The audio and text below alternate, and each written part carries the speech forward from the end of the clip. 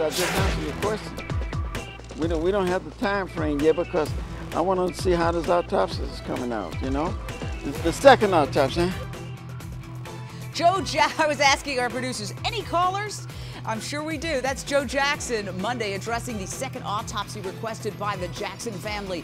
Do we know what is happening with that? Lisa Bloom, a second autopsy designed to give the family comfort and also to get some information in faster, because apparently they can do the tissue and some of the other toxicology tests faster than the government can. Yeah, we'd all like to know those results, wouldn't we, Jane? But we just do not know. It'll also be very interesting if the private autopsy and the ordinary, government autopsy come to different results.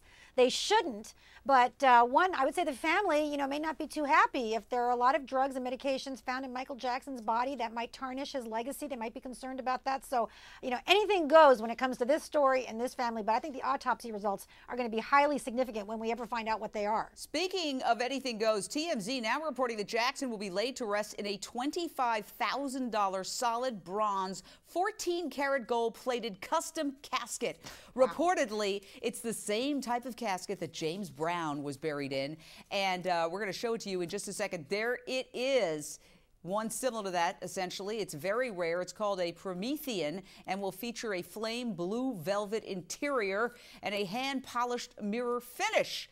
Now, of course, this might all change by tomorrow, knowing the Jackson clan, but it does seem to indicate, Joe Tacopina, no expense spared. Well, why should there be? I mean, look, Michael lived a life, that was extravagant. He had a merry-go-round in his backyard.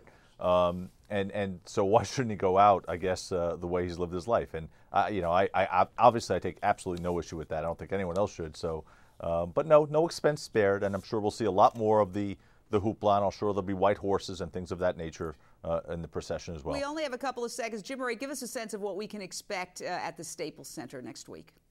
I think that the casket just gives us a sense of the majesty, the extravagance, the celebration of life that I think that they want to put on in memory of this great artist and a person who has a tremendous musical legacy.